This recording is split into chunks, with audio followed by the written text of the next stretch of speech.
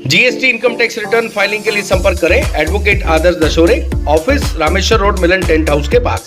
MP के खंडवा के railway station पर ट्रेन के पास खड़े होकर चश्मे वाले जो शख्स दिखाई दे रहे हैं, इनका नाम पन्ना गुप्ता है। ये खंडवा के बाल कल्याण आयोग के सदस्य हैं और गमछा पहने ये जो युवक दिखाई दे रहा है, ये युवक दरअसल जागरूक युवक है, जो ट्रेन में जब अपने एक जहाँ से ये आ रहा था, खंडवा के लिए, अपना इसका घर है खंडवा, यहाँ के लिए आ रहा था। इस दौरान एक लड़का, जिस पर उसको शंका हुई कि कहीं ना कहीं ये जो बच्चा है ये ट्रेन में लावारिस है, यानी कहीं ना कहीं मामला गड़बड़ है। युवक ने तत्काल अकाकू की टीम को जानकारी दी। अकाकू की टीम ने बाल कल्याण समिति और आरपीएफ जीआरपी की टीम को जानकारी दी, चाइल्ड लाइन को भी जानकारी दी। मौके पर बाल कल्याण समिति और सभी टीम पहुंची। युवक को कस्टडी में लिया गया और उससे पूछताछ में जो खुलासा हुआ वो बड़ा ही चौंकाने वाला है। दरअसल दिल्ली की झुग्गी बस्तियों में रहने वाले नाबालिग बच्चों को काम का लालच देकर मुंबई की तरफ पलायन कराया जा रहा है। मामला मानव तस्करी से जुड़ा है। इस बात का खुलासा खंडवा में ट्रेन से उतारे गए बालक ने किया। CWC यानी बाल कल्याण समिति की काउंसलिंग में उस युवक ने कहा कि एक आदिल नाम का शख्स है, जिसने हम 5 लड़कों को इकट्ठा कर मुंबई की एक होटल में काम दिलाने का वादा किया और ट्रेन में बैठाकर वहां ले जाने लगा। मामले में एक और नया मोड़ आया है। जो बालक चिल्ड्रन होम में था वो 7वें दिन शनिवार रात को मौके से भाग गया। मानव तस्करी की आशंका में बाल कल्याण समिति जांच में जुटी हुई है। काउंसलिंग के दौरान बालक ने कई खुलासे भी किए। उसकी 3 बार काउंसलिंग की जा चुकी है। समिति के अनुसार जब बाल कल्याण समिति ने सुपुर्दगी के लिए दिल्ली स्थित उसके परिवार वालों से बात की तो वो लोग उस समय पुलिस थाने पर गुमशुदगी भी दर्ज करवा रहे थे। बाल कल्याण समिति सदस्य पन्नालाल गुप्ता ने कहा कि हमारे बच्चे को लेने कल ही खंडवा के लिए निकल रहे हैं। फिर 1-2 दिन बाद आर्थिक स्थिति का हवाला देने लगे कि पैसे की जुगाड़ कर मौके पर आएंगे।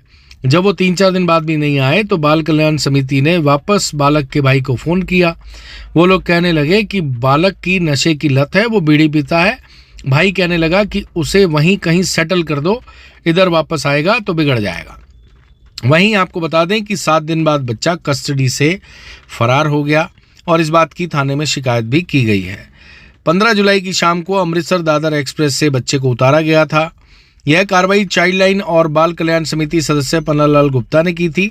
तब उस बालक को गणेश तलाई स्थित नवजीवन चिल्ड्रन होम यानी बालक आश्रय गृह में रखा गया था। बाल कल्याण समिति रोजाना वहां जाती थी और बच्चे की काउंसलिंग भी करती थी। शनिवार सुबह पता लगा कि वो वहां से भाग गया। आश्रय गृह संस्था ने बालक की गुमशुदगी थाना कोतवाली पर दर्ज कराई है। पुलिस टीम उसकी तलाश में भी जुटी हुई है। रेलवे स्टेशन और आसपास के सीसीटीवी कैमरे भी खंगाले जा रहे हैं। दरअसल 14 जुलाई को दोपहर 1 बजे आदिल नाम के लड़के ने मुझसे मेरे घर के पास सड़क पर मुलाकात की। उसने मुझे मुंबई जाने के लिए मोटिवेट किया। मेरे साथ 4 बच्चे और भी थे जिन्हें आदिल ने इकट्ठा किया और उन्हें भी बॉम्बे जाने के लिए मोटिवेट किया, यानी प्रेरित किया। हम लोग दादर एक्सप्रेस से मुंबई के लिए निकले। ट्रेन में रमेश नाम का एक व्यक्ति मिला जो खुद को आर्मी मैन बता रहा था। वह मुझे अपने साथ एसी कोच में लेकर गया। उसने साथ सुलाया, खाना खिलाया, 50 रुपये देकर कहा कि कुछ खाना खा लेना। साथ वाले 4 बच्चे दूसरी बोगी में थे, मैं अलग कोच में था। उन बच्चों के नाम ABCD हैं जो आदिल के साथ मुंबई चले गए हैं। आदिल ने हमें मुंबई के होटल में काम दिलाने का लालच दिया था। निश्चित ही बड़े शहरों की एक हकीकत है। बड़े बड़े लोग अपने घर पे नाबालिग बच्चों को काम के लिए छोटे छोटे शहरों से बुलाते हैं, उनके साथ शोषण करते हैं, शारीरिक तौर पर, आर्थिक तौर पर, और उन्हें बंधुआ मजदूर बनाकर रख लेते हैं। ये कड़वी सच्चाई है और इसमें बच्चियां भी शामिल हैं।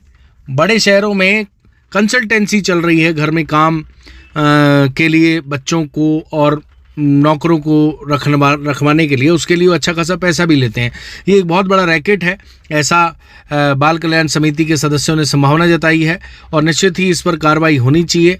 बच्चों का जीवन है, सरकार बच्चों के लिए सब कुछ कर रही है उनके लिए सारी सुविधाएं मुहैया करा रही है और उनको इस तरीके से उनका शोषण नहीं होना चाहिए।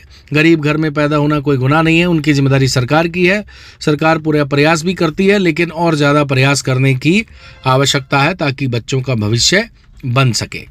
जी हाँ, प्रकृति का ऋण चुकाएं, एक पौधा जरूर लगाएं। अब अपने घर, आंगन, छत, बालकनी, पोर्च को पौधों से सजाएं। अब समस्त प्रकार के पौधों के लिए संपर्क करें श्री दादाजी ग्रीन नर्सरी, मोंदी रोड, सोहनी गोडाउन के पास, साथ ही क्रोमा शोरूम के पास, पदम नगर, इंदौर रोड, खंडवा। अधिक जानकारी के लिए संपर्क करें।